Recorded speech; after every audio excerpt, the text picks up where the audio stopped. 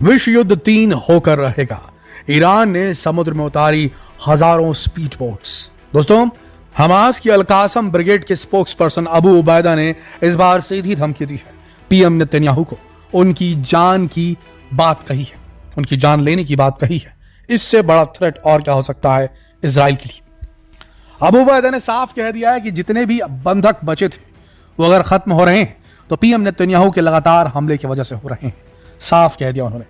Hezbollah लगातार बमबारी कर रहा है नॉर्दर्न इजराइल में, जिसके चलते हजारों नॉर्दर्न इजराइल लोगों को अपना घर छोड़कर दूसरी जगहों पर विस्थापित होना पड़ा है। ईरान ने 350 मिसाइल और ड्रोन से हमला कर दिया इजराइल पर, और फिर इजराइल ने भी पलटवार करने की कोशिश की, लेकिन वो नाकाम रहा। रेसिस्टेंस ग्रुप्स इतने ज्यादा आक्रामक हो चुके हैं इराक और सीरिया के कि वो इजराइल के साथ साथ यूएस आर्मी बेसिस पर भी अटैक कर रहे हैं मिडिल ईस्ट के अंदर।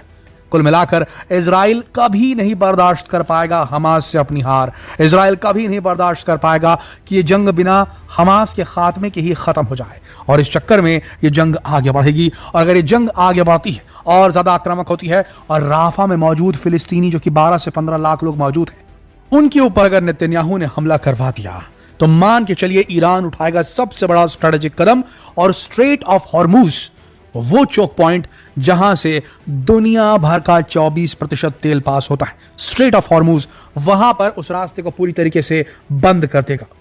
और उसके बाद पूरी दुनिया में हो जाएगी तेल की किल्लत। अमेरिका उसे खुलवाने के लिए आएगा, और उसके बाद जंग भड़केगी जो विश्व युद्ध 3 का बिल्कुल रूप ले सकती है। और हम इसलिए कह रहे हैं कि देखिए, ईरान की जो नेवी है वो 2 भागों में, एक इसकी कन्वेंशनल नेवी है और दूसरी IRGC नेवी है, इस्लामिक रिपब्लिक गार्ड क्रॉप्स की नेवी। बता दें आपको, यूएसए की नेवी यूं तो बहुत ताकतवर है, लेकिन जिस स्ट्रेटजी को इस्तेमाल करता है ईरान की नेवी जिस स्ट्रेटजी को इस्तेमाल करती है, वो उनकी ज्योग्राफी के हिसाब से, वो स्ट्रेट ऑफ हॉर्मुज का जो इलाका है वो इतना सकरा है कि वहां पर उतनी ज्यादा पावरफुल पनडुब्बियों की, उतनी ज्यादा पावरफुल युद्धपोतों की जरूरत नहीं है। वहां छोटी बोट खतरनाक हो सकती हैं, छोटी तेज बोट्स जिनके ऊपर में rocket launcher, anti ship missile लगी हों, और जिन्हें शायद रिमोटली ऑपरेट भी किया जा सकता हो, अनमैन्ड सरफेस व्हीकल जिन्हें कहा जाता है।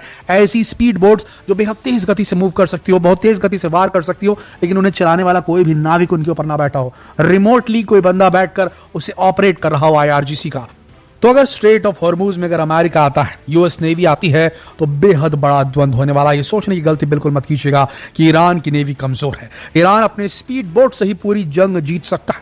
आज की इस वीडियो में हम चर्चा करते हैं ईरान की समुद्री रणनीति की, जो खास तौर पर उनके Islamic revolutionary guard corps navy के स्पीड बोट्स के एक्शन के थ्रू दिखाई देती है।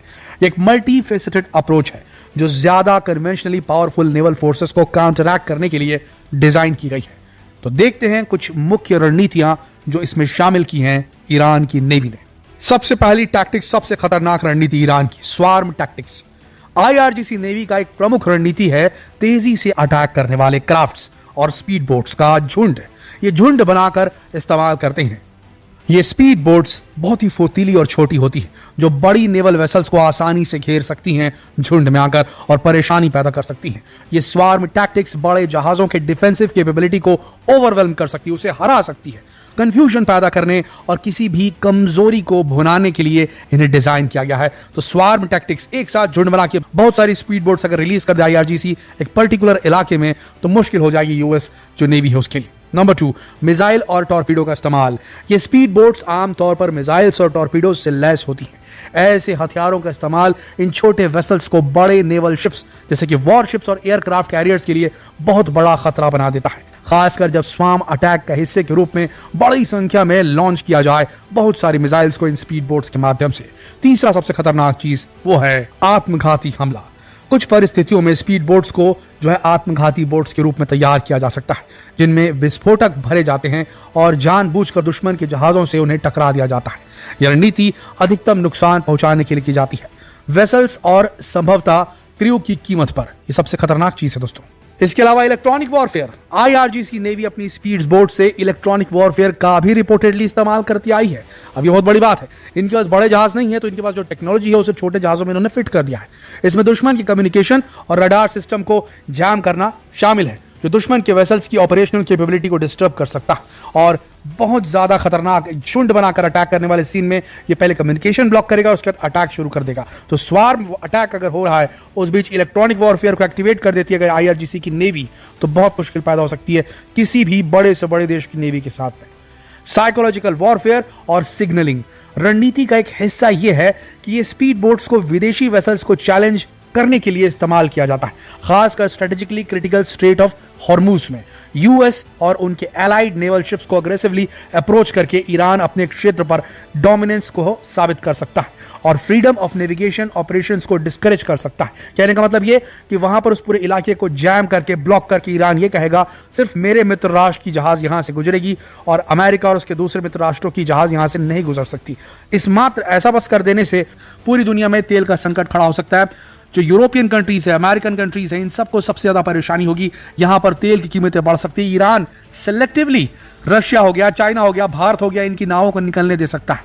अब ये सबसे बड़ी बात है दोस्तों, इससे दुनिया में जो पावर कंट्रोल है वो शिफ्ट हो सकता है। ईरान अपनी इस छोटी सी नेवी की मदद से और खतरनाक स्ट्रेटेजी जो उसने बना के रखी है उसके इस्तेमाल से कंप्लीट डिसरप्शन पैदा कर सकता है और इससे झुंझलाहट में आकर अमेरिका वर्ल्ड वॉर 3 छेड़ सकता है।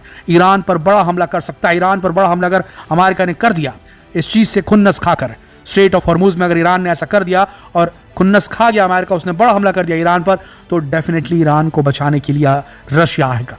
रशिया आएगा तो चाइना भी ऐड होगा और अगर रशिया और चाइना ऐड हो गए तो अमेरिका कमजोर पड़ सकता है, क्योंकि यूरोपियन कंट्रीज के अंदर उतनी ताकत नहीं कि वो अमेरिका के साथ खड़े होकर रशिया और चाइना दोनों को एक साथ हरा सके। ये बहुत मुश्किल होगा और तब जंग भीषण होगी, जंग बड़ी होगी, जंग पूरे विश्व की होगी, जंग वर्ल्ड वॉर 3 होगी। लेकिन सब कुछ डिपेंड करेगा कि क्या होता है इजराइल के अंदर। इजराइल के पास अभी भी वक्त है। अगर इजराइल अभी भी सीज फायर कर दे राफा बॉर्डर पर, गाजा के अंदर रोक दे इस जंग को, तो बहुत कुछ बदल सकता है। लेकिन ऐसा लगता है कि नेतन्याहू ने वो आखिरी जो बाउंड्री है वो क्रॉस कर दी है। अब पीछे आना यानी कि नेतन्याहू को अपनी बलि देनी होगी। नेतन्याहू अपनी राजनीतिक बलि नहीं देना चाहेंगे, वो आगे बढ़ेंगे और अपनी राजनीति को बचाने के लिए अगर वो गलत कदम उठाते हैं और जंग में आगे बने रहते हैं तो ना सिर्फ हजारों लाखों लोगों की जिंदगी जाएगी बल्कि पूरी दुनिया खतरे में पड़ सकती है। याद रखिएगा, ईरान और इजराइल के बीच में डायरेक्ट अटैक हो चुके हैं। ईरान ने भी डायरेक्ट अटैक कर दिया इजराइल के ऊपर में, इजराइल ने भी डायरेक्ट अटैक कर दिया है ईरान के ऊपर में। तो ऑलरेडी ये जंग आगे बढ़ चुकी है। ये जंग अब इजराइल और गाजा की नहीं रही, ये जंग अब इजराइल और फिलिस्तीन की नहीं रही, ये उससे बाहर निकल चुकी है। यमन भी इसमें शामिल है, लेबनान भी इसमें शामिल है, इराक और सीरिया भी इसमें शामिल है, जॉर्डन भी अब इसमें शामिल हो चुका है, ईरान भी अब इसमें शामिल हो चुका है और रशिया बार बार ये कह रहा है कि रुक जाओ वरना मुझे भी आना पड़ेगा। तो सिचुएशन बेहद क्रिटिकल है। आपको क्या लगता है, क्या यह सिचुएशन शांत होगी या और ज्यादा भड़ककर वर्ल्ड वॉर 3 में कन्वर्ट होने वाली है? अपनी राय नीचे कमेंट सेक्शन में जरूर लिखें। जितना हो सके इस वीडियो को शेयर करें फेसबुक पर, व्हाट्सएप पर, यूट्यूब पर। धन्यवाद।